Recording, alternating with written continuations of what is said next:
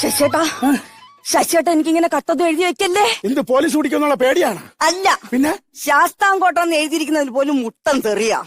നാട്ടുകാർ ഈ കത്തൊക്കെ കണ്ടാലേ നമ്മൾ തമ്മിൽ എന്നും വഴക്കാണെന്ന് പറയും ചേട്ടാ. തന്നെ പിന്നല്ലാതെ ചേട്ടാ, ഇത്രയും നാളും നിങ്ങൾ എവിടെയായിരുന്നു ചേട്ടോ? പോലീസിനെ പേടിച്ച് ഞാൻ കുളിക്കടവിന് സൈഡിലുള്ള ആൽമരത്തിന്റെ മുകളിൽ ആഹാരം കഴിക്കാതെ ഒളിച്ചിരിക്കുകയായിരുന്നു. ഉണ്ട് നിറഞ്ഞില്ലെങ്കിലും കണ്ടു നിറയുന്നുണ്ടല്ലോ.